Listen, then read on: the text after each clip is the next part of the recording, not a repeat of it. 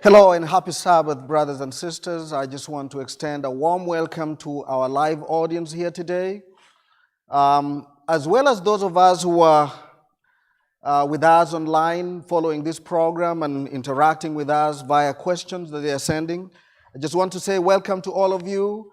We've waited for this important presentation, and I think it's just a worthy one, especially at this very time when everybody's anxious about whether or not to get the vaccine that was just rolled out about 2 weeks ago.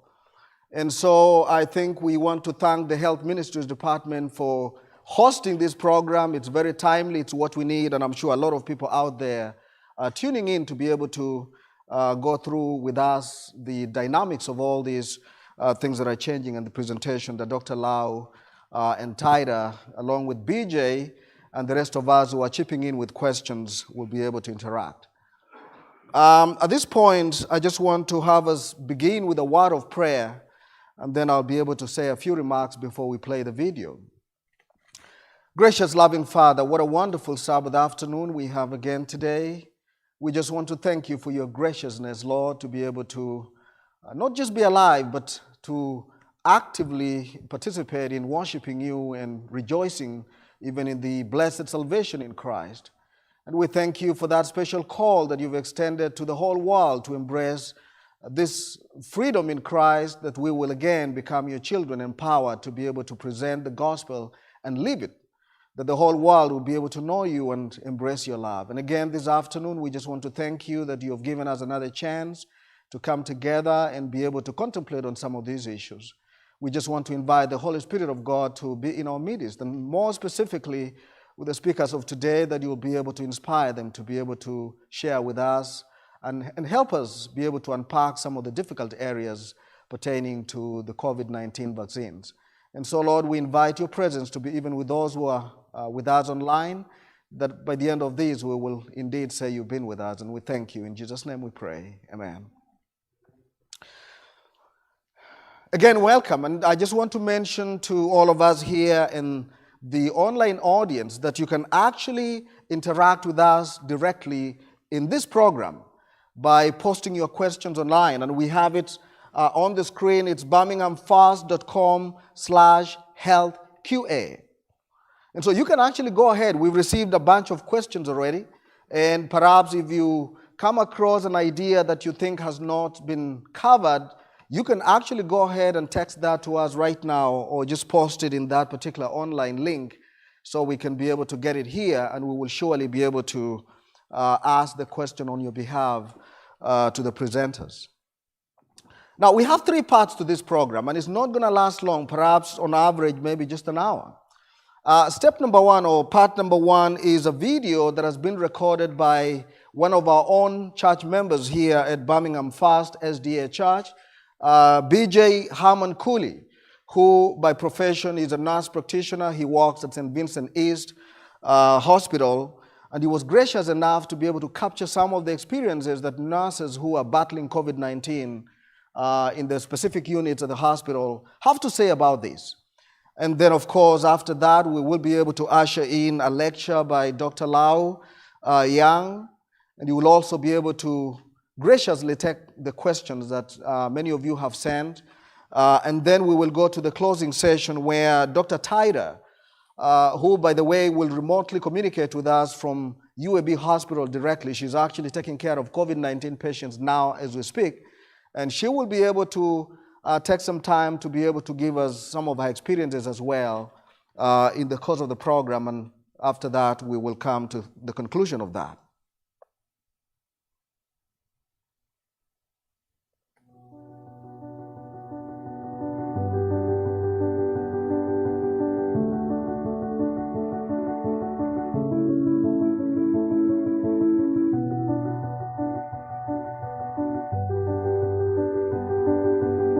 What's it been like taking care of COVID patients? A roller coaster ride. Emotions up and down most days. So what has been the hardest thing for you, though? The hardest thing for me is when the people don't have family that can come and visit. Yeah, I'm sure that can be very difficult. And what would you say to people out there who are not sure if they're going to get the vaccine or not? What would you tell them? I would tell them it's very real. Take it very seriously. If the vaccine can help, it's the best thing we've got going right now. How was it like after you got the vaccine? Did you have any reactions? No reactions. Arm's a little sore on day one, but it feels like it's already getting better. So what would you say to somebody who's not sure about getting the vaccine? We all need to get it. Everybody's got to get it to make it work. And you guys have worked with COVID patients. What's been the hardest part in your nursing career so far, seeing patients like these? Watching them die. Watching them die alone. Yep. No one can come see them. It's sad. What would you tell somebody who's on the fence about getting the vaccine? I would say, even I myself, am hesitant about, that's been produced so quickly.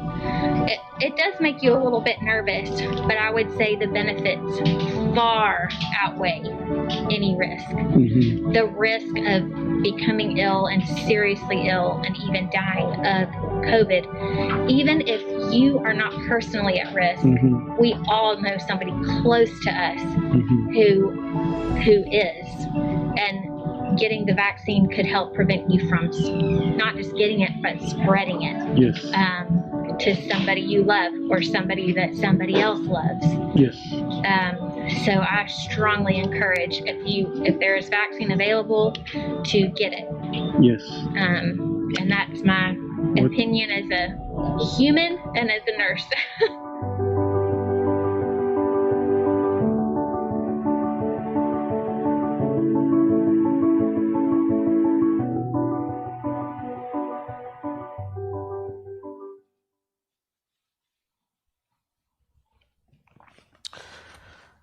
And so the burden of this lecture today is that finally we have a vaccine.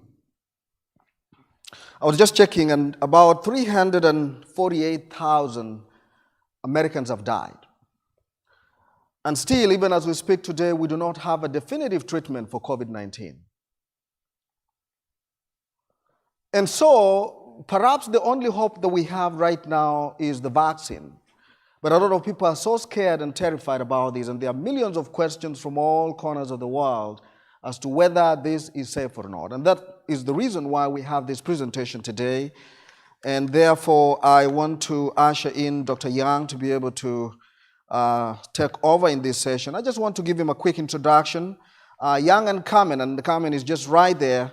I'm sure that many of us know her. They are members of First Church, and so we are blessed and privileged to have this couple living in our midst. And we are so grateful for their graciousness to be able to even undertake this task this afternoon. They met as teenagers, as we come to know, at Georgia Cumberland Academy, and they have 3 children. And all their children were born in Birmingham and attended Breakwood Junior Academy. Carmen is a nurse and an anthropologist.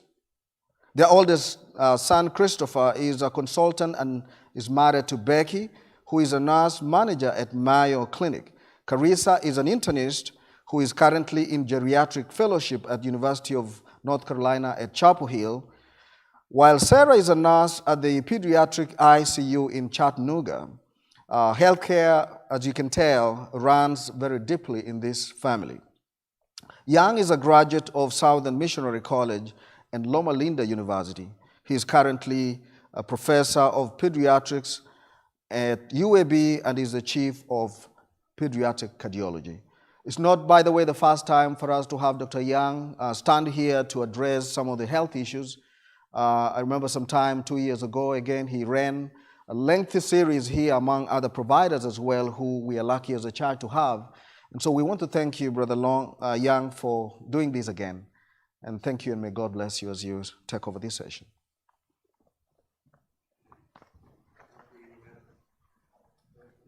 Several months since we've been back in this church, and it's good to be back. We're looking forward to the time when we can all be together again. I think certainly the fellowship is what we have missed the most. Thank you for the invitation. I actually had fun preparing this. But let me give you a full few disclaimers first. First of all, I'm a pediatric cardiologist, which means I'm not an infectious disease expert. But like everyone else, this has been topic number one in our culture right now. And so we, like everyone else, have really been following these events as they unfold, and also taking a real interest because my kids are exposed to it, and we're exposed to it. But I also have the privilege of working with a lot of world's leading experts at UAB, have been to a lot of meetings about it, and so what you will hear today really is things I borrowed from them. And hopefully, as time goes, as we go on, I'll credit them for all of that. It's a daily topic with Carmen and I. The question Carmen asks me every evening is, how many patients are admitted with COVID to UAB? We get a report every weekday. So it really is something of interest to us. The genesis of this was a conversation I had with Pastor Christian. He called me about something else. He said, what do you think of this vaccine? And I gave him my opinion, and he thought it might be useful if we talked more about it as a church and discussed this together as a church family. So let me start out the talk by saying this way. This is an idea from Dr. Michael Sagg, who actually had COVID himself in March of last year. He gave a recent talk at the School of Medicine faculty meeting, and he asked this question. And the question is, what if the vaccine trials had failed? What would we have to look forward to if the vaccination trials had failed? Well, let me tell you where we've been. And I think then you can follow the trajectory from there. Here's a graph, the two graphs. The graph on your left is the daily average of confirmed COVID cases per 1 million people. So that you can compare it from country to country. And the average is over the previous 7 days, okay? So as you can see right here, in the United States, and I'm sorry those online won't be able to see this, but if you'll see on that when March 1st came, we had a little blip. We seemed to kind of get better, got another blip in June, and then starting towards the end of September, after the Labor Day, the curve is steep. Look how steep that is. This little blip right here, Thanksgiving. So less places for testing, therefore it went down. This little blip right here of coming down, Christmas. So if you were to extrapolate this out, the number of people that will get COVID keeps going up and up in a very, very steep curve. I chose this because this gives you kind of an idea of a couple of pairs of countries that live right next to each other. So the United States is the one that is in brown right here. So you can see this one right here, that's the United States. And then Canada is right below it.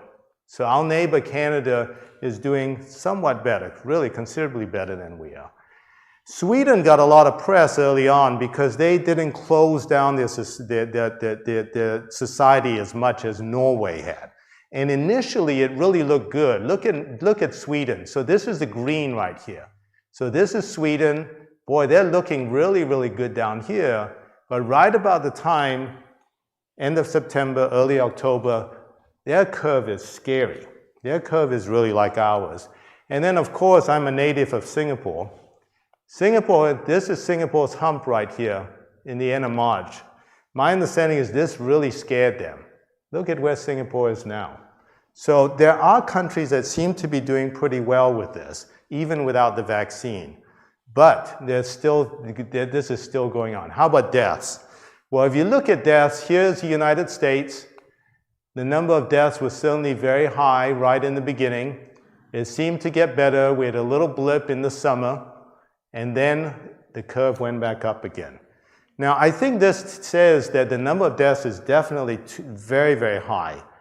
But this curve also tells me that we've gotten better at treating it. And hopefully Kiki will give us a little bit of perspective after this as to whether or not we've gotten better at it.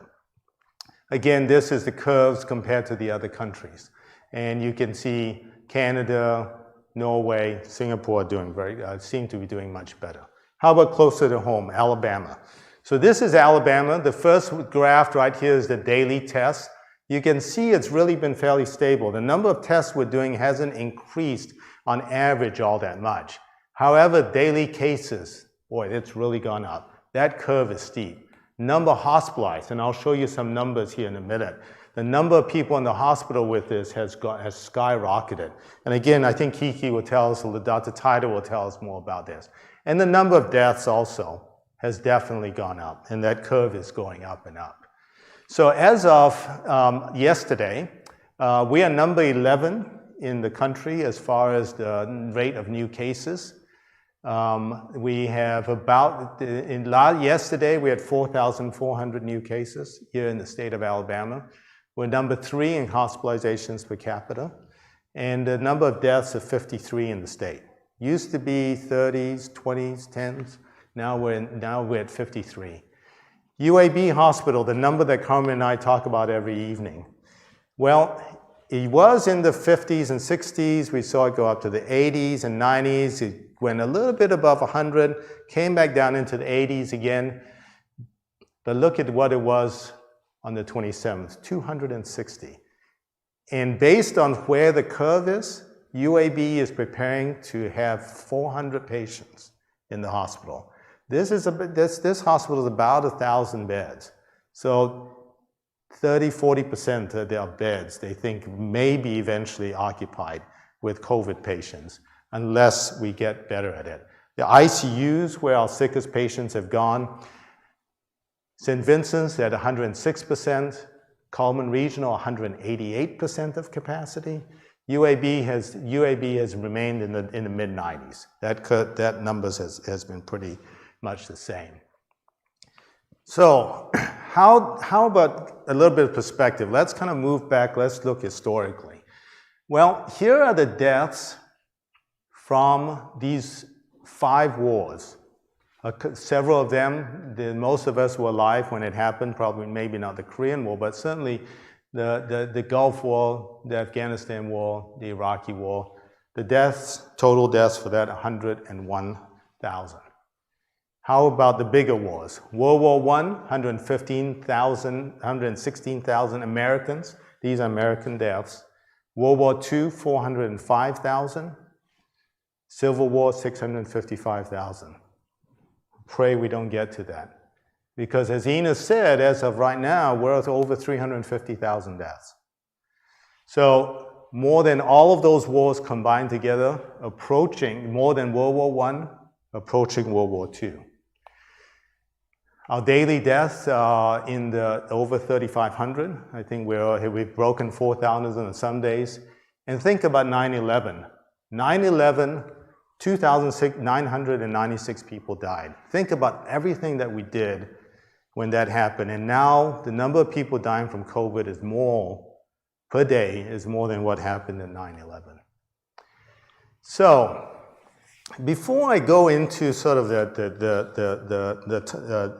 sort of meat of the talk about the vaccine, I thought that we should talk about one of the frustrating things. And I will tell you, it is something that we talk about at work. Things are constantly changing. How long do you quarantine? 14 days, 10 days? How long should you be symptomatic for? I remember one patient that I had in May that we needed to do a heart catheterization on. She turned out to be COVID positive. We said, wait 3 weeks. We waited 3 weeks, still COVID positive. Wait another 3 weeks. 3 or 4 times she was COVID positive, and by the rules, we weren't able to do the case on her.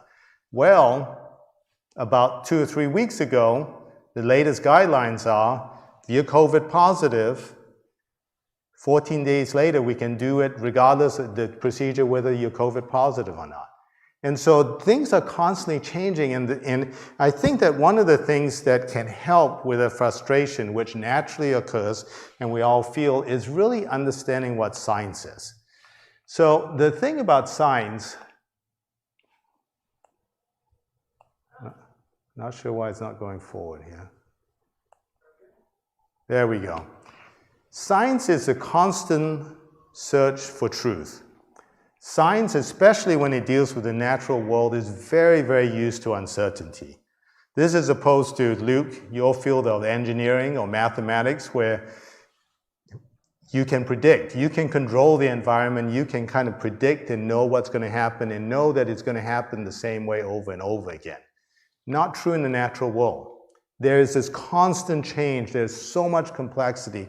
Our Creator is fantastic. You know, you just look at this and you realize our Creator is such an artist of all the complexity that we have. Well, the other side of it is that there is uncertainty about it. And so science becomes a search for truth. It is often incorrect. It just is. But the scientists don't seem to mind, because inherent in the work of science, there's a self-correcting mechanism where peers look at your work and they say, oh, you got it all wrong. Let me show you with this experiment why you got it wrong. And so science is constantly correcting. It's a system of inquiry to help us understand the world. The system tends to correct itself. And in some ways, what we're saying is, here's our best guess as of today. Here's the evidence for this idea. Here the evidence for it. Here's the evidence against it. And soon we will know more, because there are constantly people looking at this. And as you look at the vaccine, this is really a lot of what has happened if you look at the buildup of it. So we're getting closer and closer to the truth, and the truth of it is that with science, it's a very humbling experience, because what you believed before is no longer, it is not necessarily what you believe later as the evidence becomes more. And so you have this sort of, you start out wide with the scientific method about understanding, and it gets narrow and narrow, and you come closer and closer to truth. You know, one of the things one of the unrelated examples, when I was a resident here in the late 1980s, I remember getting lectures from my professors saying, if you see a baby with a lack of hair in the back of their head, that child is neglected. Because how you should position babies is on their stomach, because they sleep better and they sleep. Well, all of a sudden, they looked at the rate of sudden infant death. In Europe, it was much lower than it was in the United States. And they thought, could it be because we are supposed to have babies sleeping on their back rather than their stomach? Huge campaign. The evidence showed that it should be that way. Huge campaign for the public. You know, our sudden infant death rate has been cut by half because of that one maneuver. I mean, I think that's an example of how we do it. But through this all thing, we cannot be cavalier, because we are sworn to do no harm. And so even as we go through the scientific process of trying to get closer and closer to what the truth is, it is incumbent on those of us responsible for this, and we certainly have seen it with the vaccine, that no harm come to people. So here's the question. Why not let herd immunity occur naturally? That was something we heard early on, right? I mean, we all are going to get that. Well, one of the numbers that you might have heard on the news is, what is the basic reproduction rate of COVID? R0. Actually, I didn't know the term R0 until this came out. And what it was is, that means if for every person that is infected with COVID virus, how many people will they infect? And the number is somewhere between 2.5 to 3. So for every one person does it, so it will spread like anything. So there are two ways of getting, so herd immunity is when there is enough people that have immunity to the germ, that the germ burns itself out. So that basically for every one person that gets infected, less than one person gets infected from them. That R0, that number, that basic reproduction number needs to be less than 1. So let's do some back of an envelope calculations. So a few weeks ago, studies were estimating that somewhere between 10 to 15% of the population had been infected, okay? To get to herd immunity, again, the science, the estimation of it is we need to get somewhere around 70% of the people to have immunity. So 70% of the population needs immunity before you get to herd immunity. So if you divide 70 by 15 or 70 by 10, that means that 4.7 to 7 times as many people have to get infected in order for us to get to herd immunity. So even up to 70%. So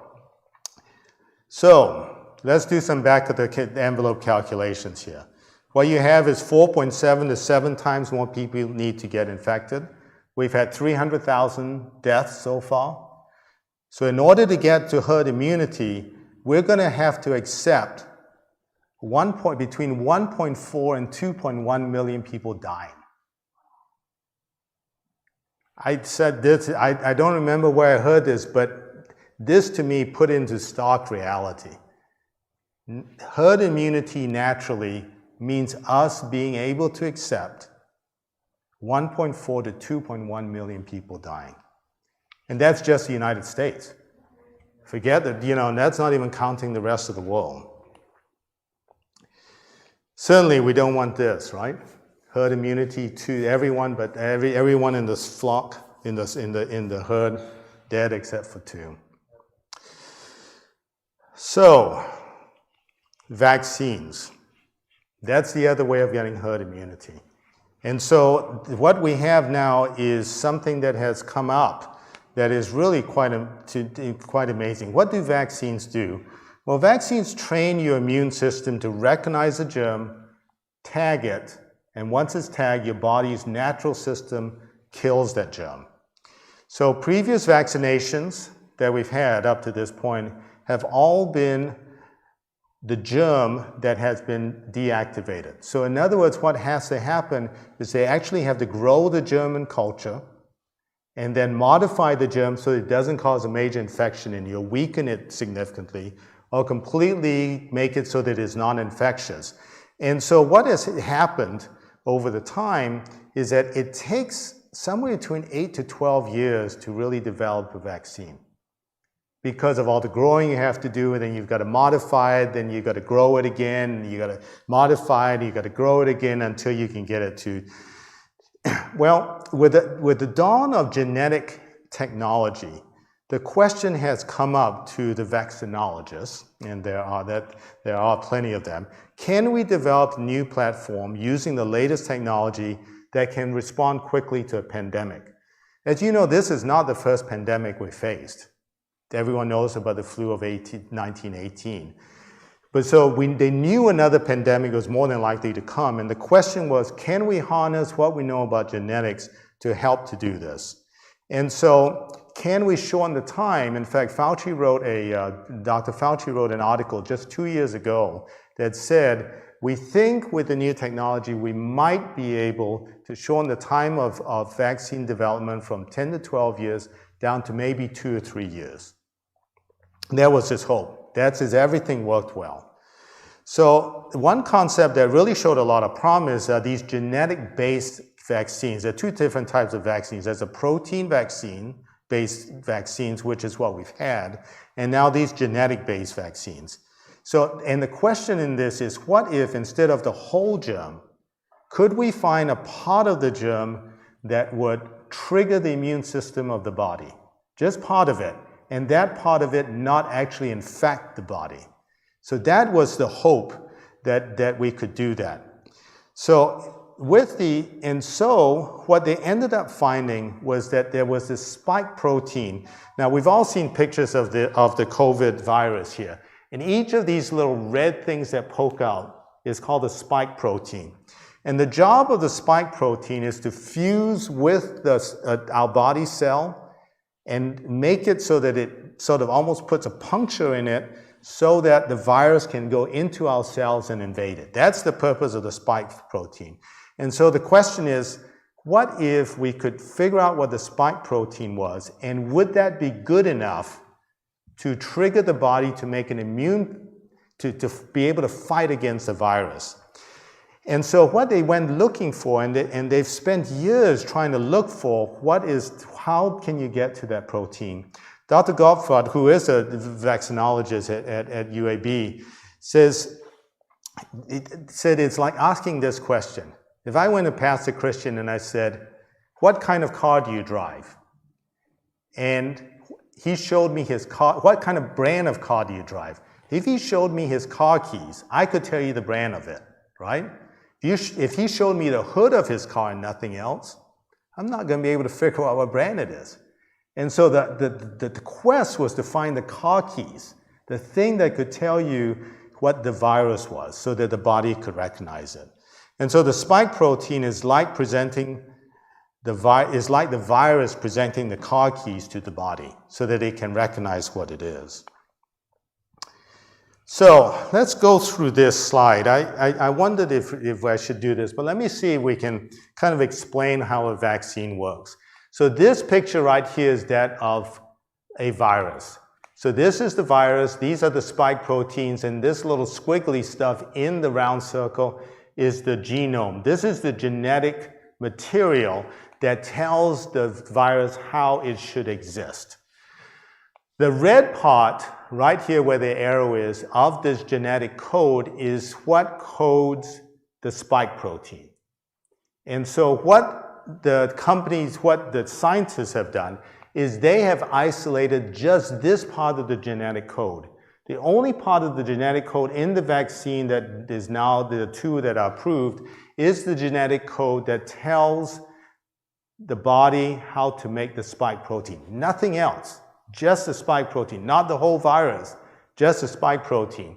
And so they took this little piece of material, this mRNA, they put it inside a lipid, that's a fat vacuole. This fat vacuole is the vaccine particle that gets injected as part of the vaccine. Once it gets injected, it gets onto the cell wall, and in the cell wall, it fuses with the cell and dumps that mRNA, that genetic material, into the cell, okay? The cell recognizes, the cell has this huge,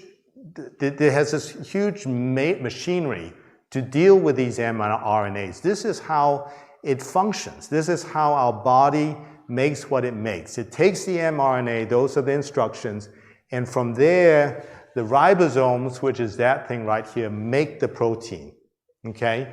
And so what's happening here is the mRNA from the vaccine comes in, the machinery, the factory inside the cell makes the protein, and that protein, the three parts of it, come together and it presents itself on the outside of the cell, okay? So it never gets into the cell nucleus. So it's not changing our body's DNA. It's not changing our body's genetic code. All it's doing is using the machinery inside the cell to make a protein, not to change anything within us. And so then what happens is all of these spike proteins end up on the outside of the cell. What then happens is that there is something called helper T cell that recognizes it as a problem. It raises the alarm. It's like the scout in the army, going ahead of the troops, figuring out who the enemy is, who are the ones that are alien, who are the ones that shouldn't be there.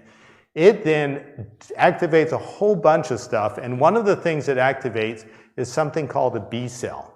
The B cell is what makes the actual antibody. Okay, so this protein is out here. The helper cell recognizes this as a problem, tells the B cell, we need your help. In addition, it also activates something called your killer T cell. Your killer T cell is the thing that goes in and kills the cell. What the antibody does is it attaches to the spike protein. So it's going to so a virus comes into the body says, okay, I recognize this as a problem. I already have a force that knows how to deal with this, all these antibodies.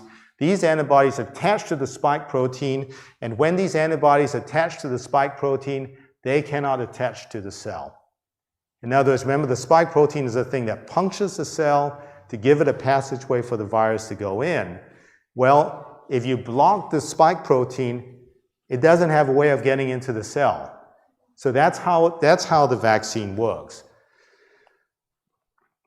So the mRNA vaccine, this is the first vaccine that's used in mRNA. But the mRNA technology has been used for about a decade or so, for 15 years. So it seems as though this was rushed. As one of the nurses said in the video, boy, this was really, really fast. In looking into this, and this was kind of the fun part of this, preparing for this talk, is realizing that the technology had been built up for years. And then all of a sudden, almost like a perfect storm, everything kind of came together. I think it really is a fantastic story of that. You know, and I talked to my dad about what we just talked about, and his comment to me was, what a creator we serve, that we have the capacity in us to do this, right? And then he also gave us minds to be able to figure this stuff out. So the publication of the gene sequence from Wuhan came on January the 6th, okay? It was published, they published it to the whole world. There's a great article in the National Geographic that talks about the guy is skiing, he gets a call that says, okay, this is going on in China, do you want to be involved with it? So they take the sequence of this, and within 2 weeks, they have developed a vaccine because of this mRNA technology, which they have been working on for 10 years. Then at that point, 66 days, they put it into a mouse. They were shocked at what a great immune response it gave. They gave it to the FDA. The FDA said, okay, you can try it in people. 66 days later, they gave their first vaccine to an actual patient. And then the study showed. So the way it then works is phase 1, phase 2, phase 3. They do it in a few hundred. How does that go? How's the response to that? And then it gets more and more. And so at the end of this, 2 of the vaccines, the Pfizer vaccine and the Moderna vaccine, both use the same technology. And so you can see how many people they ended up studying. They ended up studying 75,000 people. The usual sample size to get a vaccine approved is 27,000. So they looked at a lot more people than they usually do. They also, as we'll talk about, noticed an efficacy of 95%. There's only one vaccine that's higher than that. That's the hepatitis A vaccine. And it was a well-designed study, according to the people that look at those things, epidemiologists. And it really represented a very wide spectrum of the US demographics. And the good thing they found was that the efficacy as well as the side effects were very similar across very different demographic groups and across different ethnic groups also. So both of them, mid-90s, the Pfizer vaccine, 50% immunity after the first dose, but the second dose comes 21 days later. And so if they didn't do it at 21 days, it might be higher than that. It appears to also, so the first endpoint was that they wanted to see if it would prevent symptomatic disease, okay? They wanted to see if it was symptomatic disease. That was the endpoint. The secondary endpoint was, would it prevent more serious consequences of getting the disease? And it looks that way. The other thing that was amazing as I looked at things is, when I looked at it, at stuff that was written earlier on, they were hoping for 50 to 60% efficacy. That was it. The goal was to get 50 to 60% efficacy. They got 95%. So when you hear how happy people were about the results, this is why. I mean, what a wonderful surprise, right? So what are the common side effects? Well, 15% get pain. They get some swelling. They get some redness where they go in. In fact, that's actually a good sign. That means your body's actually, the immune system's revving up, right? And then throughout the body, 50% is usually after the second dose. Chills, headache. Again, probably a good sign because it's a sign not that you're getting an infection. Remember, you cannot get an infection. This is not a whole virus. This is your immune system revving up in order to get to it. There have been some issues about serious infections and reactions. This is the thing that has caused people a lot of concern. And so that as of, the latest I could find was maybe 2 or 3 days ago, so there have been 11 serious anaphylactic reactions. No deaths. They was taken care of right there. Your chance of dying so they estimate it's about 1 in 190,000. Okay, but again, let's put it into some context. Every single one of us came here in a car, I think. What are your chances of dying in a car crash? 2018, 11.2 in 100,000. 11.2 in 100,000 dying. Penicillin, anaphylaxis, how many of you have been to the doctor and gotten amoxicillin or penicillin or some antibiotic, one of those? Well, the chance of anaphylaxis, 1 in 2,500 to 1 in 5,000. COVID deaths, if you are over 60 years old when you get COVID, your chance of dying 1 in 58. If you're between 40 and 59, 1 in 833. If you're less than 40, 1 in 10,000. Compare that to 1 in 190,000. I mean, I think that I understand. I mean, you say, this is new. What if I'm one of those? Well, you got in a car to drive here today. Bell's palsy, that's sort of a drooping of the one face. They've seen 4 cases in one of the studies. 3 of them were the ones that got the vaccine. 1 was one that didn't got the placebo. And so if you have a history of serious reactions, they're recommending that you stick around for about 30 minutes. If you haven't had a serious reaction, it's 15 minutes. So is it safe? Well, here are some points. The coronavirus has been studied for decades. So this is not anything new. This is not all of a sudden they started at nothing and figured out how to do the vaccine. There are a lot of things that came together in order to make it happen. No vaccine has as much money spent on it. Thank goodness. There are large numbers like we talked about. The other thing I learned also is that the FDA and the European regulatory agencies are different. Because apparently the European regulatory agencies accept what the company gives them or tells them is the conclusions of it. Our FDA, that's why we're always slower than Europe. They actually look at the data. They get down into the weeds. They get down into the actual numbers to see if they agree with the company's conclusions or not. Their data and safety monitoring boards, these people, their job is to sit there, look at things as the trial is going on, constantly looking at the numbers to see if there's something going on that shouldn't be going on. Okay? And these are people in fact, the person that is the chair of the Data and Safety Monitoring Board for Operation Warp Speed is a guy by the name of Dr. Rich Whitley, who is a professor there, was my professor when I was a resident, and now is still at UAB. And that also has given me confidence because I know Rich, and I know that he's a very, very upstanding, ethical person. As you know, our history has some horror stories in it. And so they are not wanting to repeat those. And even after it's all done, there's a follow-up that's going to be going on. There's numerous monitoring trials, the expanded monitoring system. The V-Safe is an app that you can get after you get vaccinated to do it. The only part that they seem to have cut short a little bit was that they looked at 2 months after the COVID vaccine was given rather than the usual 6 months. Okay, and they didn't see anything that was worrisome. So who should not get the COVID-19 vaccine?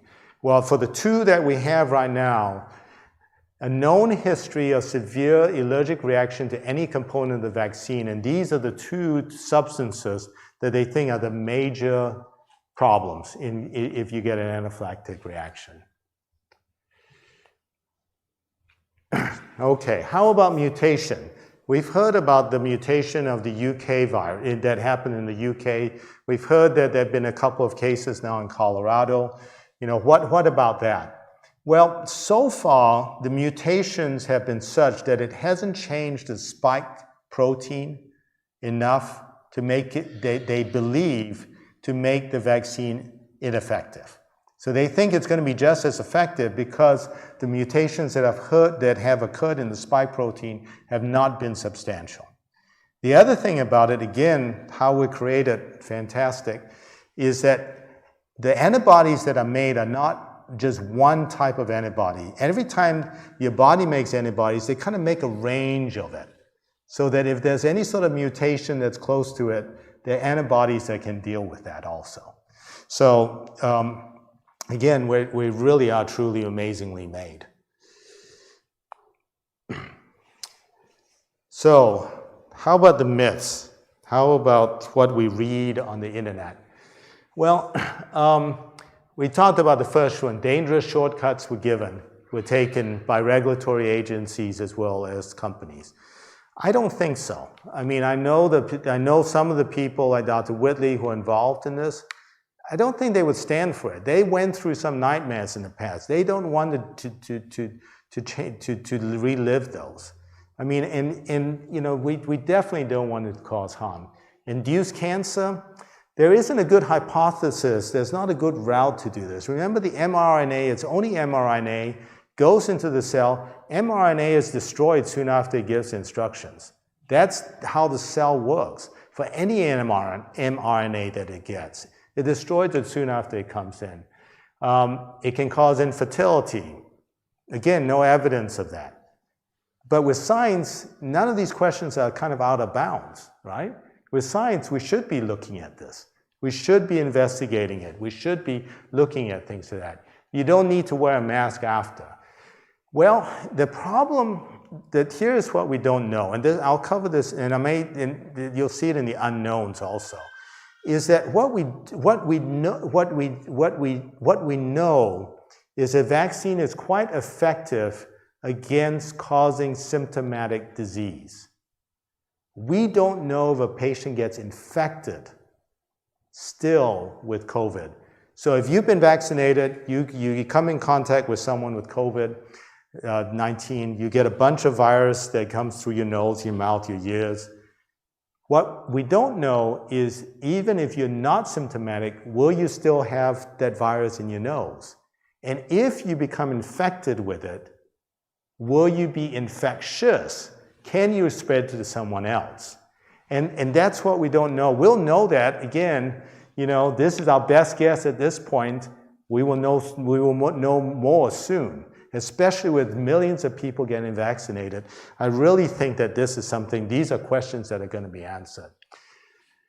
There have been, will it cause COVID? Well, we've talked about that. It's just like the flu. Well, not really. It's 10 to 20 times more lethal than the flu is. So definitely that's why we've been taking it so seriously. Microchip tracking. Again, these are tiny little nanoparticles that are coming in. Do we really have a microchip that small in order to get in there? Well, alter my DNA, we talked about that. This thing never gets into your cell nucleus where your DNA resides.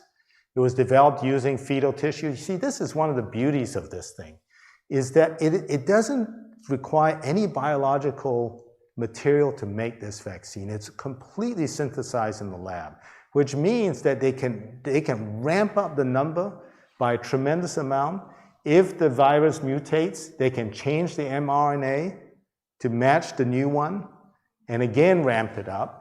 You're not depending on growing it in anything. The egg, a lot of times the vaccines are grown in egg or have eggs as part of the vehicle to get it in, nothing there. In fact, there are no preservatives at all in it.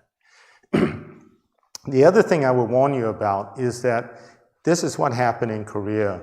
In Korea, they thought that strokes were higher with COVID. They thought that, that heart attacks were more. But when they went back and really delved into the numbers, the thing about it is we are collecting more data than we've ever collected before.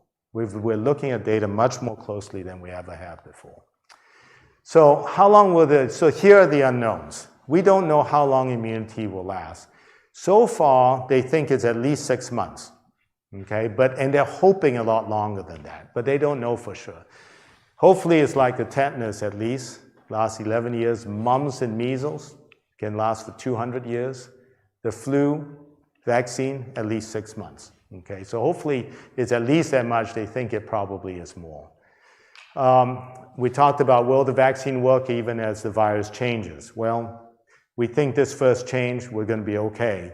But again, science, best guess at this point, we'll find out. More data soon. Is it safe for children? The trials for, and I can't remember, one was for greater than 16 years, 16 and older. The other one, I think Moderna, was for 18 and over. The Pfizer was for 16 and older. So we don't know about younger. There are trials going on right now. Is it safe for the pregnant and breastfeeding mothers? We don't know that. But the best guess right now is that we don't think it's going to affect pregnant mothers or breastfeeding mothers. So now what? Well, out on the signs as we come in, wear your mask, social distance, wash your hands. One of the things that intrigued me as I went back and looked at this, do you know that, and I didn't know this until recently, the reason, Pete, that we were told to wear masks was not to protect, initially, was not to protect us from other people. The reason we were told to wear masks was in case we were infected, that we wouldn't spread it to other people. You know, so wearing a mask in a lot of ways is an act of love for your neighbor, isn't it? I don't know if I have it or not. I'm going to wear a mask so that I protect you, so that you don't get it from me in case I have it. Now, later on, within the last 2 or 3 months, studies seem to have come out that seems to say that it protects us also. But the studies had not been out there in the beginning. And so this was really about protecting others rather than us. Others from us rather than us from others.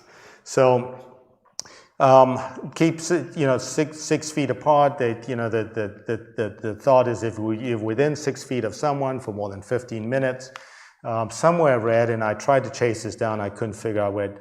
They said that there's new mutation that we've heard from the UK that is more infectious. They think that your chances of getting the virus are the same if you're exposed for 10 minutes instead of 15 minutes. So that's why it's more virulent.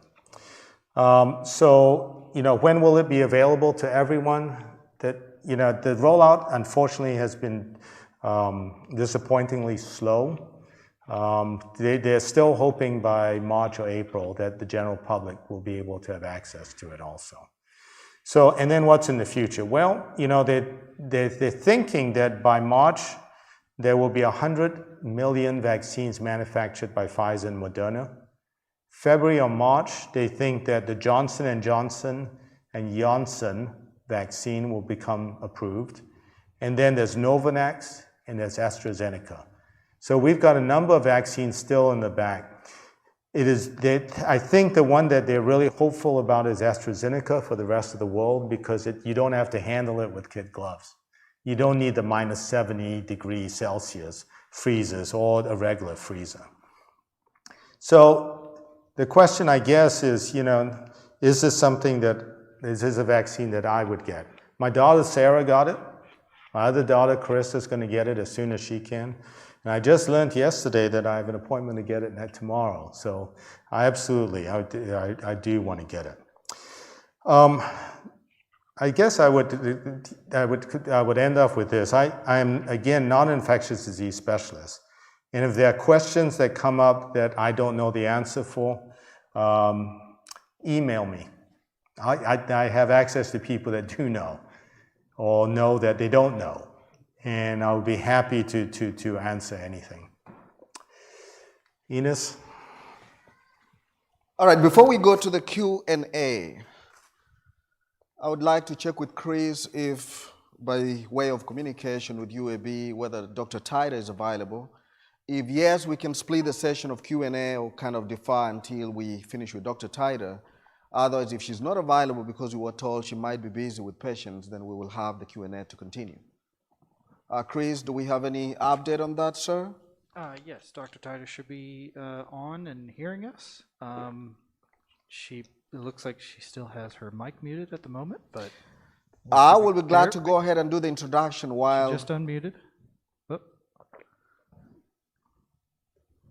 All right, while we're waiting for Chris and Dr. Tyler to get connected, I just want to introduce her just very quickly. Dr. Tyra is an assistant professor in the Division of General Internal Medicine at University of Alabama at Birmingham.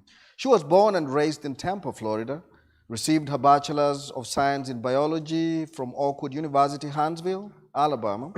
She went on to earn her medical degree from Loma Linda University of Medicine in Loma Linda, California.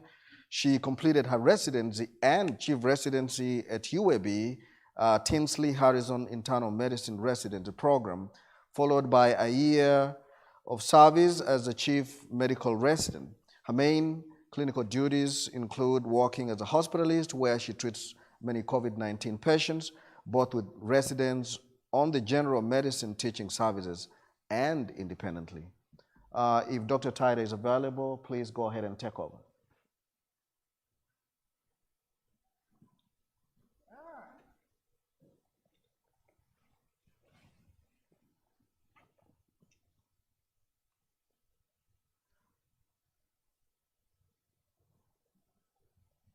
All right. So, Dr. Tyra, you may want to unmute yourself. well, she does look like she's got it on unmute, but I don't know if the audio is being picked up on her computer or not. We can see her though.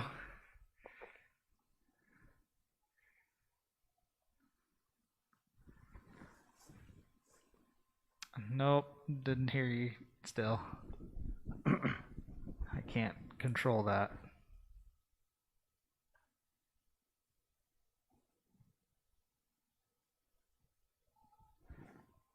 Nope. I don't know if that'll help anything.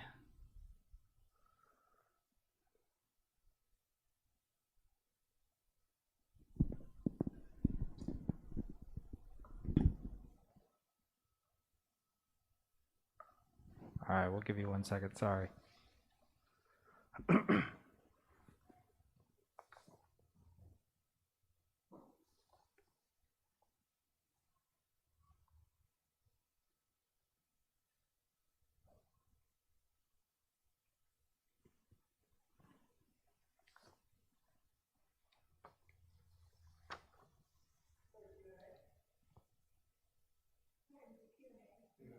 Okay. Many of the questions that have been sent in have been answered. And so I'm going to ask Dr. Young to just kind of rush through them quickly. Those that you've already answered, if there's any emphasis to add, you're willing to, you should be free to do that. Should pregnant women be vaccinated? If so, when? We don't really know for sure. I think that studies are ongoing. I know that as of right now, our best guess is they're not going to be adversely affected or the baby adversely affected.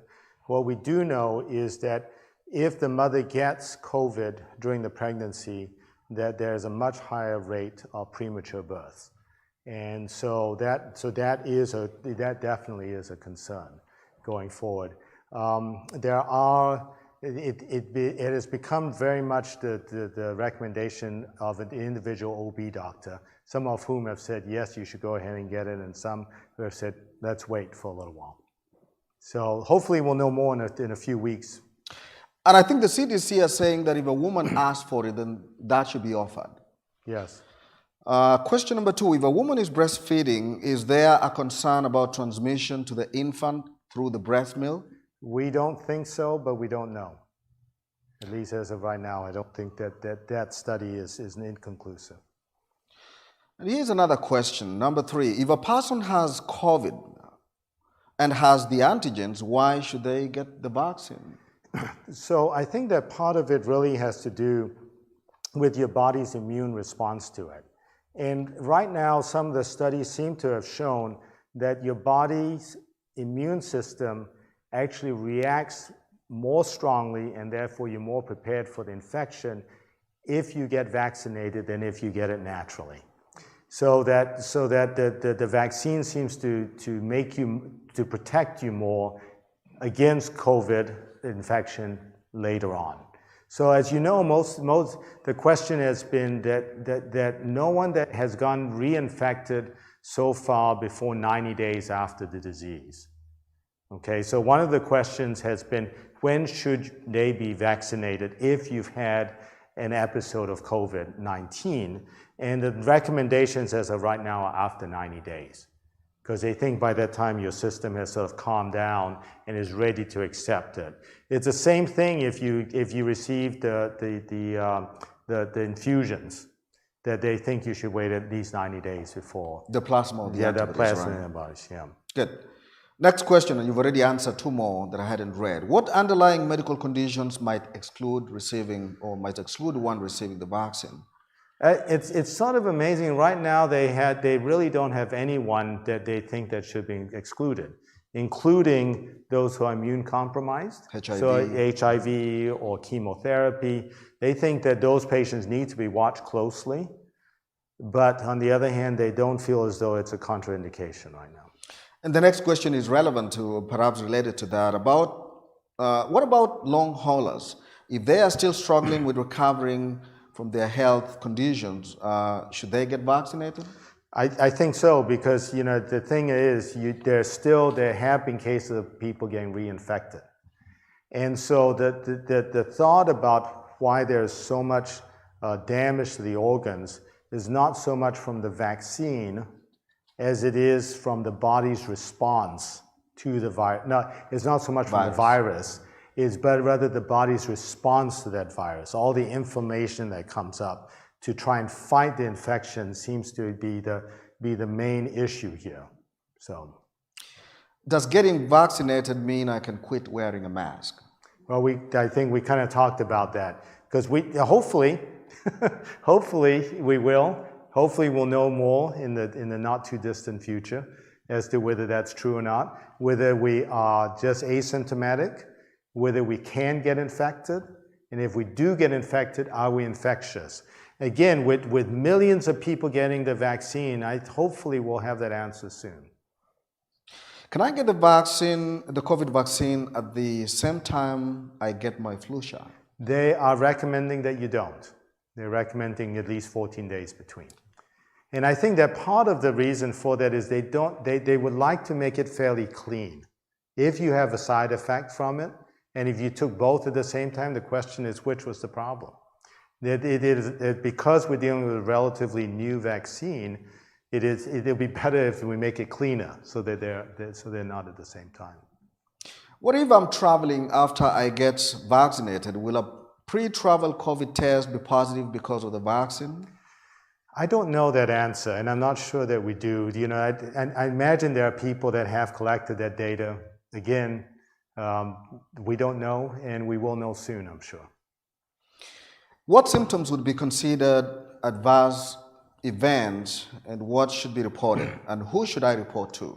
Well, that we talked about, when you do get the vaccine, you will get a piece of paper that will allow you to sign up with a thing called vSafe, and it's an app on your phone that you can report it.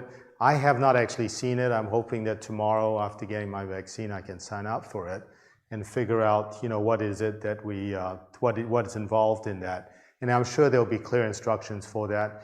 One of the alphabet soup things, I think, is the VAERS, is what your provider reports any adverse reactions to.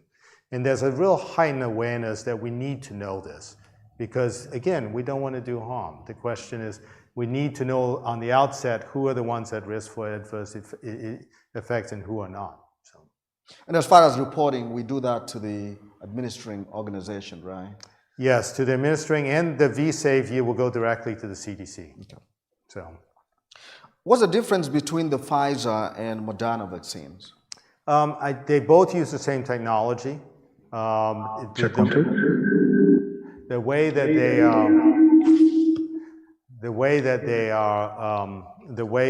they are made, one has to be stored at -70 degrees, and the other at with a regular freezer is fine.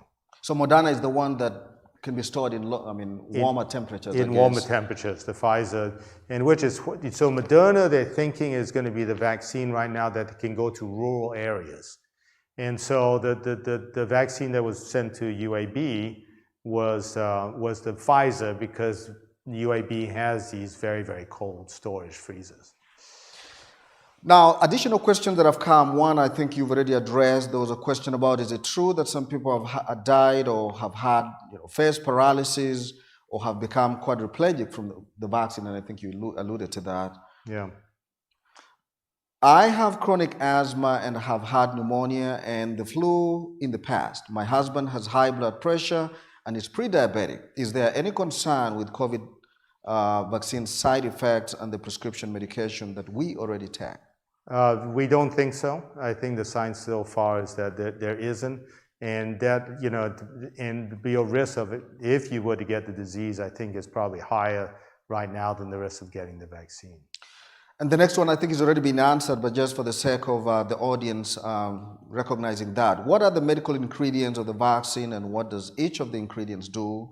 I think you talked about the messenger RNA and of course the encasing. The encasing, but then lipid particles. What the lipid particles are suspended in are two that they think the ones that are people reacting to, one's polysorbate and one is polyethylene glycol. So if you have known allergies to that, then you probably shouldn't take the vaccine. When is the 3 feet spacing acceptable in a closed environment? The whole idea is the closer you are, the more, if a person's infected with, let's say I was infected with COVID, if you're within 3 feet of me, you're going to get a bigger dose of it than if you're 6 feet away or 10 feet away. I mean, and so that's why there's that whole distancing issue. And so, I think that knowing who you're with, obviously when we're home with our family members, we don't wear masks all the time. Be careful. I mean, the less people you come in contact with without a mask, the better. And then I have the last two that just came in. How much mercury is in the Moderna vaccine? I don't know that there is any. I don't think there is any. I don't know. I don't know for 100% sure, but I can find out. But I don't think there's any. How do we find out when we are eligible to get the vaccine? If someone in the home is to get it early, does the rest of the family get it at the same time? Unfortunately not. So I hopefully, again, this is a whole public health thing, and every sort of state has their own way of doing things. And so hopefully the Department of Public Health, and I think they've done a pretty good job up to now of really telling people, where we are and what we're doing. Right now, as you recall, a committee of the CDC came up with the various tiers of who should get it first, second, and third, and fourth, and so I think we're making our way through the first tier right now, and even within the first tier, they were prioritized. So there were colleagues of mine that got the vaccine 2 weeks ago, and there are some that haven't got an invitation yet. So, and then there are 2 other questions that just came from Facebook. Should it be mandatory to get the vaccine? And I think maybe I can add the second one. They seem to be related. From Joe, if the vaccine is safe, shouldn't the government make it mandatory for U.S. to take it? Well, I think that part of the issue now is that it is under an emergency usage authorization. So, as we talked about, many of the questions today is we don't know, and so I think it is ethically difficult to mandate something that you don't know everything about. So I think it is something that right now the hospitals aren't mandating it. We're mandated to take a flu immunization. If I don't get a flu immunization, my privileges are taken away. It wouldn't surprise me if in the future, once we know what we're dealing with the COVID vaccine, if that becomes part of it also. But right now, they don't have enough for everyone. I mean, how do you mandate it when you don't have enough for everyone? So. And perhaps the last one, they keep coming as we go. Some of the people I work with are very scared of vaccines because of thimerosal. I'm not sure that I'm familiar with that term. What is that? I don't know that term either. I don't know whether it's a typo, but I don't recognize that, but I'll read the remaining portion anyway. Which vaccine causes the most side effects? Do people have a choice which one to get? What is polysorbate? Polysorbate is, as I understand it, is a substance. That's how it is. How the little nanoparticles we talked about are suspended in it. You know, to hold things together. Okay. I don't know the other one, so.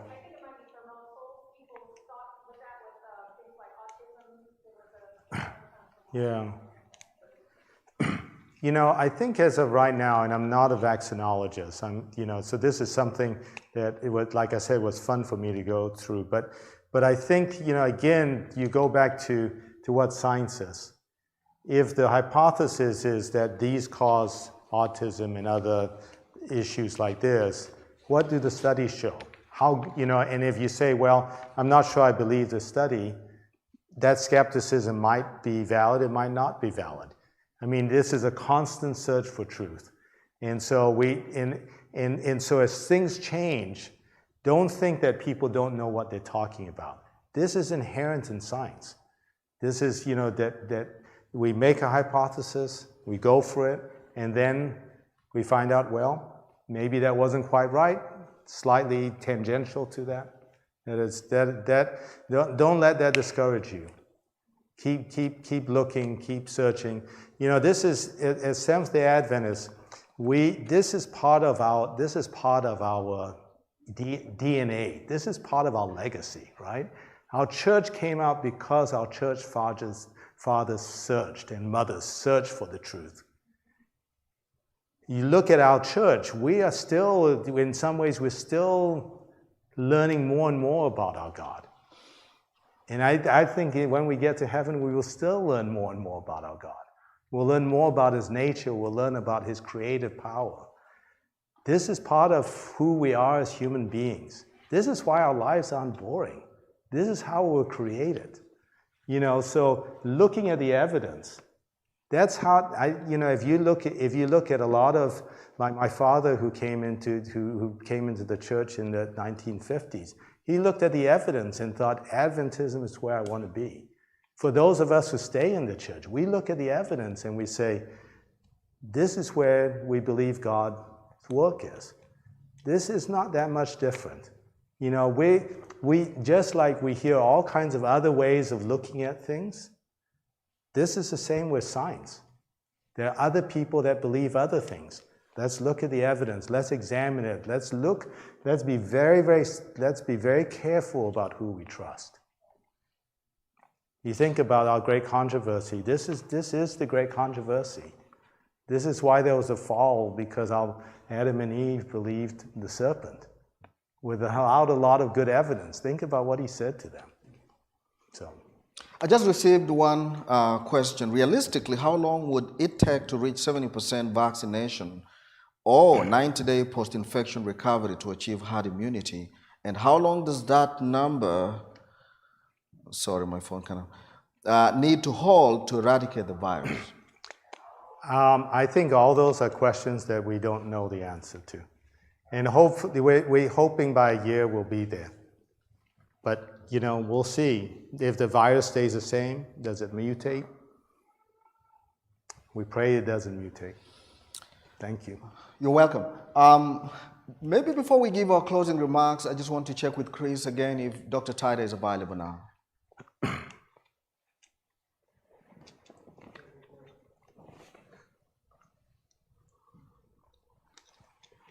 Hello?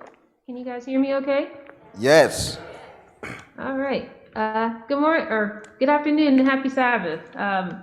Sorry I couldn't be there in person. As I mentioned, or tried to mention earlier when you couldn't hear me, is that I'm at work right now actually treating patients on one of our many COVID floors here at UAB. If you hear some typing in the background, it's because I'm in the workroom wrapping up my day. But just wanted to say again, happy Sabbath, and thanks to Dr. Lau for doing an excellent job of going over the vaccine information. Mrs. Rogers just asked me to come on board and just speak a little bit about, I guess, my experience treating COVID patients as kind of one of the many boots on the ground here at UAB, caring for these very critical ill patients. As Dr. Lau mentioned in his presentation, earlier in the pandemic, around March, April, we were at fairly low numbers, about 30 to 40 patients a day. And as you already have highlighted, we're well over 250 patients in-house each day. And what that means for us is that many of the general medicine patients that would be admitted to our service are now being diverted to other services, and we're caring for almost all COVID patients. We've had to create extra shifts to handle the demand. We've had to ask other services to help with the demand outside of just the hospitalist service, which is where I work. Our residents are now helping to care for these patients, and it's expanded quite a bit. The ICU is busting at the seams. Normally, UAB is one of the main premier ICUs in the state, as well as trauma centers, and a lot of smaller ICUs in more rural areas tend to transfer their patients to us for higher level of care, but we aren't able to accept those patients really anymore, rarely are we able to accept patients from other hospitals because our own floor beds and ICU beds are overwhelmed with many COVID patients. And so I say all that to say, not to create a gloomy picture, but to paint the reality that we are in the thick of the pandemic. And even though UAB is at 94% capacity, as Dr. Lau mentioned, to be able to care for these COVID patients, not only do you need beds, but you need the personnel, you need nursing, you need physicians like myself, and nursing and physicians are in short supply at this point. And so we really have to do our part as citizens to try to slow the spread of the pandemic. And I've heard many theories about the vaccine, and I myself was skeptical at first, wondering, were shortcuts made, and what are the side effects? No one really knows. And trust me, I've been through all of that in my head. But as we continue to see things worsen, I personally don't see a way out of this pandemic outside of vaccination.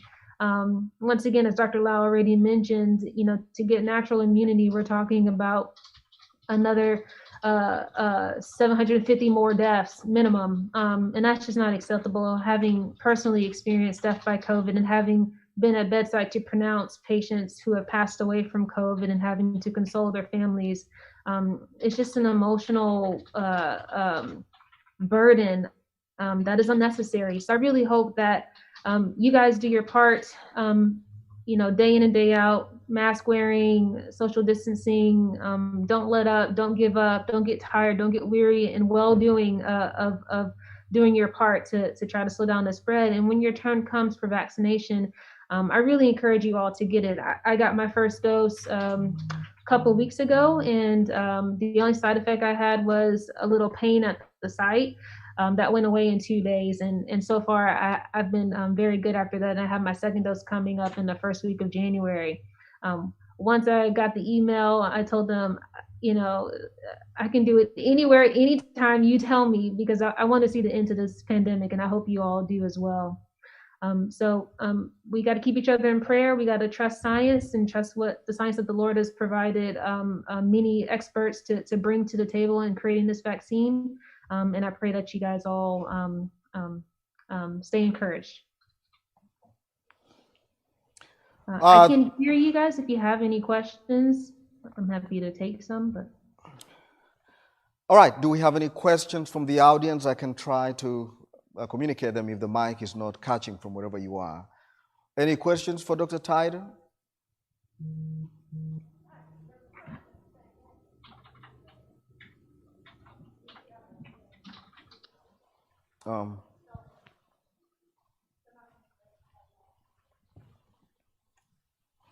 Maybe I can let you speak through this, Ross.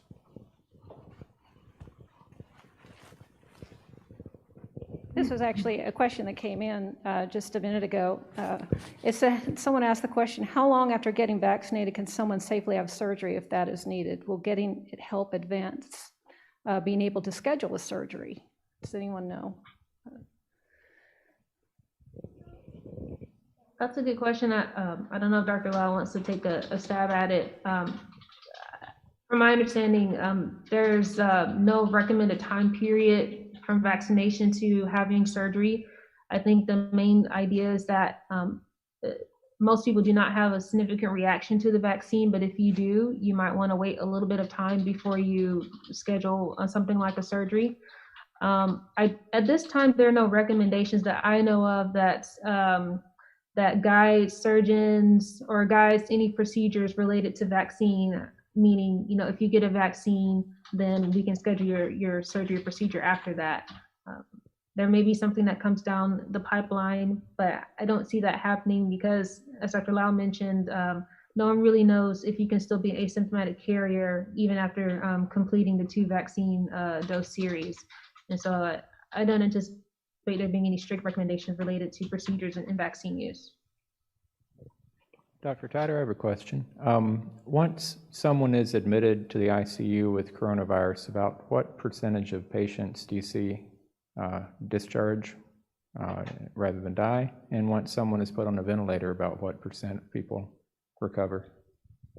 Yeah, that's a good question. So I don't have hard numbers, but I've had many conversations with the ICU physicians who are caring for COVID patients who are ventilated, and from what they've told me, essentially, is that when patients come into the ICU with COVID-19 requiring ventilation, they have seen that they very quickly have worsening oxygenation requiring high ventilatory settings.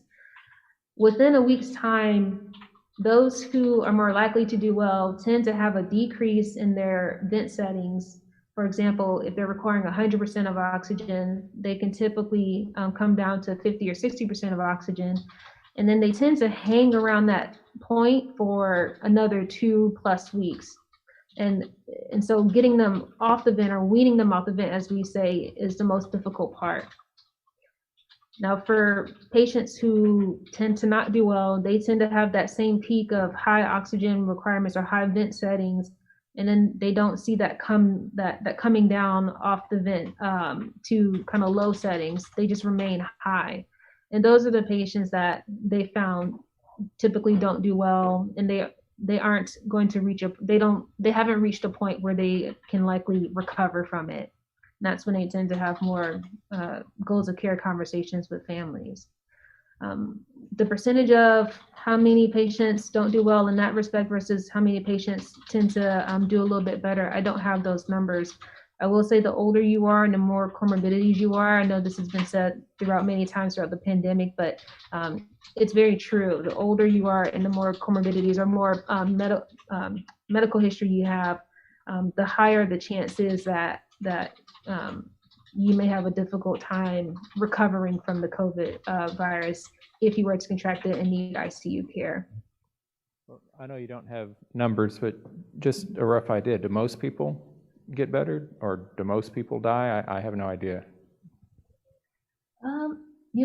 That's a hard question. I really hate to speculate because I honestly don't know. I tend to see the patients that come out of the ICU. I see patients before they go to ICU and after they come out of ICU. What I don't see are the many that pass away in the ICU because they've gotten increasingly ill. So I really hate to speculate. I'm sorry I don't have that number for you, but it's quite a bit. And I will say the Alabama Tracker, there's a website that you can look at, Alabama COVID Tracker, where it has all the numbers of deaths, infections for each county in Alabama, as well as the whole state. That would be a more accurate guess of how many people in Jefferson County are passing away from COVID-19. And it's updated every day. I have a question. We've heard about various different treatment options over this course, switching from things, this, that, and the other. What sort of treatment, other than obviously people that come in the hospital are often put on oxygen because they're not breathing well and they need oxygenation, but what sort of actual other treatment interventions are you all doing there? Yeah, so many patients, I guess the first wave or the first threshold is, do you need to be admitted to the hospital? And not every patient with COVID-19 needs to be admitted. Typically those who are admitted are mainly those who are requiring oxygen. Or if you're not requiring oxygen, is those that have such significant symptoms they aren't able to do well at home. So one of the symptoms of COVID could be nausea and vomiting, or profuse diarrhea, or significantly decreased oral intake. If you're not able to maintain your hydration, either because you're not taking in food or because you're having a lot of diarrhea or vomiting, then that would be another couple of reasons to come into the hospital. But most are requiring oxygen when they come in. For those that require oxygen, we have two main treatments that have shown to decrease hospital stay, not necessarily to decrease mortality, but have decreased hospital stay and improved symptoms at a potentially faster rate for some. I will say one of those treatments is steroids, dexamethasone. It's a type of steroid that we're using. I do believe that one has decreased mortality, if I'm not mistaken. The other one is remdesivir. It's an IV medication that's used to treat the virus that we are giving patients as well. Essentially, that's about all we have. There are a few patients that are getting convalescent plasma, but it's not a common practice, particularly here at UAB. I don't know at other hospitals. And then there are some patients that may qualify for different study trials using other study medications that are actively being looked at right now. And that's on an individual basis and being reviewed by each individual study team. So mainly steroids and remdesivir are the two medications that most patients with oxygen requirements are getting here in the hospital. Is ivermectin being used at all? Or I hear about that one, but no, I haven't had any patient on ivermectin. I don't believe that's one of the ones being studied, at least not to my knowledge. But there are new trials that are starting up, and so I haven't come across a patient on that just yet. For a patient that's been in the ICU and makes it and does well enough to come out of the ICU, how much longer once they come onto the floor are they usually in the hospital before they often go home? Well, it all depends on how much oxygen they're requiring, as well as how functional are they when they're out of the ICU. I had a patient who came out of the ICU and was on 2 to 3 liters of oxygen. There are some patients that we understand may take a little longer to come off of oxygen, either because of COVID itself or because of other past medical history, maybe a past lung condition that will make it a little bit more difficult to come off of oxygen. Those people we're sending home with a little bit of oxygen to use for the next few weeks as they continue to improve. So that young lady was able to go home within a couple of days after coming out of the ICU. I have another guy right now. He's on an advanced oxygen delivery equipment called a high flow nasal cannula, which is providing him with about 70% of oxygen, which is a high amount. He asked me today, what can he do to go home? And I told him, you just got to watch and wait. I imagine he'll be here well into next week as we try to get him down off the oxygen a little by little each day. And we haven't been able to move it in the last 2 days. So it just kind of depends on the patient. And he was totally healthy. He didn't have any medical conditions prior to coming to the hospital and catching COVID before coming, obviously. Any further questions from the live audience? Dr. Tyler, maybe just an overarching question. Could we still safely say that we do not have any treatment that is effective as yet, even though we have the remdesivir, we have the steroids?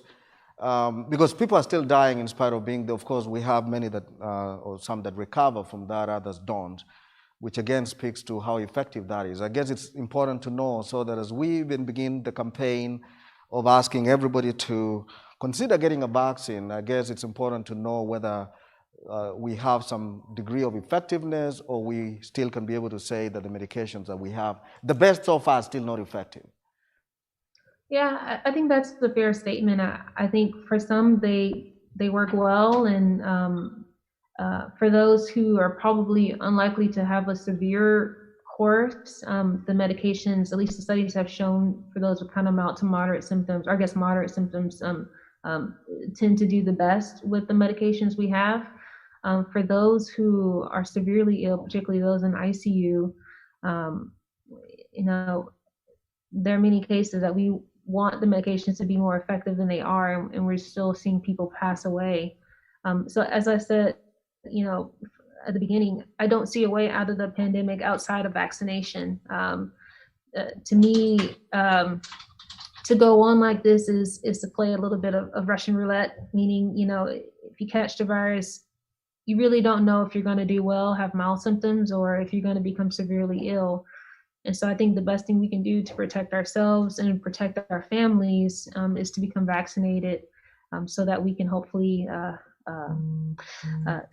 get to the end of the tunnel. Now that there's a light, reach our way to the end of the tunnel so that we can get out of this pandemic and be able to get back to normal life.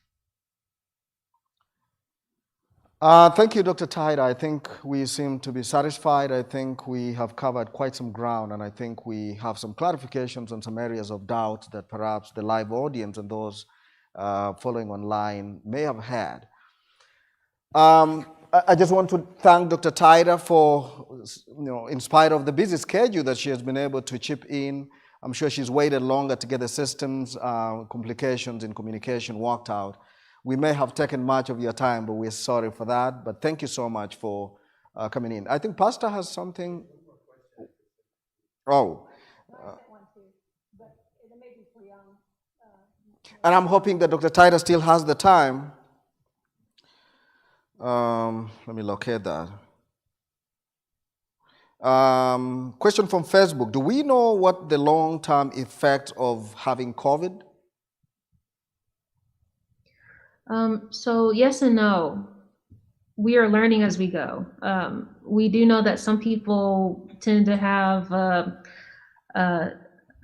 group of symptoms that's being kind of termed as post-COVID syndrome, which meaning they can have prolonged symptoms related to maybe some of their initial symptoms. So prolonged shortness of breath, prolonged cough, prolonged loss of taste and smell, and the list goes on.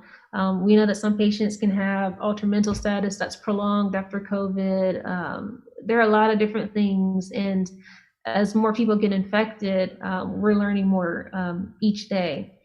With that being said, there's a lot about COVID we still don't know, and I was just bemoaning this to my colleague yesterday that for a lot of the patients, particularly who are on increasing oxygen or having increasing oxygen requirements, learning how to manage that is still a challenge. Learning how to look for other things that could be causing it and how to change and adjust medications and feel confident about that is a challenge because there's still so much about it we don't know. So I hope that we don't reach a point that we continue to get so many cases that we keep learning, I guess, the hard way of some of the other awful things that COVID can do. I do hope that we can reach a point where we will reach some sort of herd immunity and be over this pandemic. And the final one, I think, Dr. Tida, if you are caught up with some things and you need to leave, we can let you go. But here's a question that says, if the vaccine is not live, is there any shedding from the vaccine as those who have experienced shedding from the virus? Not that I know of. I can let Dr. Lau maybe touch on that. He did a little some amazing research on the mechanism and creation of the vaccine. I don't know of any right now, and I'm not really sure what they mean by shedding, I guess. Because in some ways the vaccine doesn't cause infection. The vaccine is not giving you, that has no chance of giving you a COVID infection. Whereas, with the other protein, with the weakened vaccine, the weakened protein vaccines, you actually got a very mild, in some vaccines you get a mild case or something along those terms. So I'm not really sure what they mean by shedding. They may mean being infectious, and so there's no way you're going to be infectious because you don't get the disease. Correct. I think shedding in immunological terms is the ability to be able to have some particles of the virus or the vaccine out to the people around you. Yeah. Well, and that brings us to the end of the question session, Q&A. Again, Dr. Tida, thank you so much for affording some time for us in a busy schedule such as you have. God bless you and continue to protect you even as you walk in those kind of dangerous circumstances. Dr. Lau as well, again, thank you so much for being here and time that you put in researching and sharing with us here. Just want to call upon Pastor to perhaps conclude things with a word of prayer. But I think overall, we pretty much are standing at the precipice of the decision to say, I think with the information that we have all shared, it appears to me that it is safe to take the virus. I've listened to videos, and I think there was even one that I sent to Dr. Lau over the WhatsApp, and you may not have even looked at that, by a medical doctor who gave a lengthy presentation basically discouraging people from doing that, and she even invoked some scriptures in the Bible, which of course, it was very sad to hear that from a medical practitioner. And I think much of what we've discussed here today has gone into debunking that kind of thought and perhaps encouraging us to be able to consider that going forward. Again, we don't decide for you, but again, like Dr. Lau said, we disseminate information that we think will be the best knowledge that we have so far, and that perhaps becomes the tools with which you can be able to make your own judgment and decision. God bless you all for listening to this session, especially those of you who have been here today. And those of you who are listening online, we thank you for your time. We hope that we've been able to answer all the questions. But again, if you still have some additional, I think Dr. Lau had provided his email address. Feel free to be able to send those questions to him, and he will probably find a way to respond back. Pastor.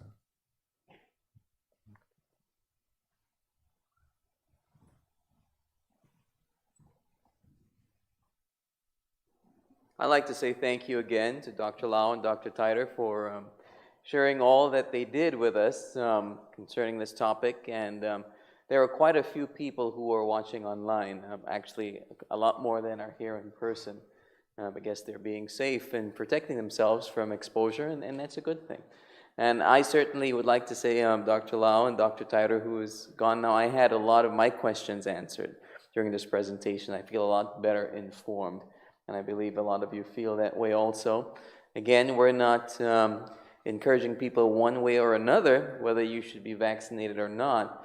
But I would like to encourage us to really, consider how we can benefit not just our own health, but those around us, and keep the country safe and, make a positive impact on the pandemic that we're going through at this time. So once again, thank you.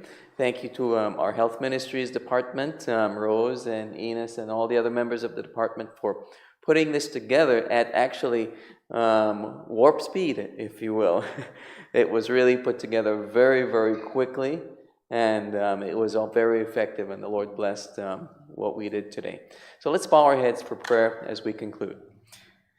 Heavenly Father, as we bow in your presence this afternoon, we're so grateful, Lord, that we can come together and learn about our bodies and how they work, learn a lot more about that and how we can protect our bodies from the virus that's affecting not just our country, but our world. And Lord, I pray that you will give each one of us wisdom as we move forward, dealing with the virus and the pandemic. Lord, show us the best way to go that is relevant to our specific situation, to our lives. Lord, there may be some who are in our congregation here or who have joined online who have relatives or friends, or maybe they themselves have been not just impacted, but maybe suffering from the COVID virus. And I just pray, Lord, that your hands of healing will touch those and will bring healing, strength, and recovery to them, we pray. And Lord Jesus, we pray that you will please help this pandemic to come to a rapid end, we pray. In Jesus' name, amen. God bless you all. Thanks for joining.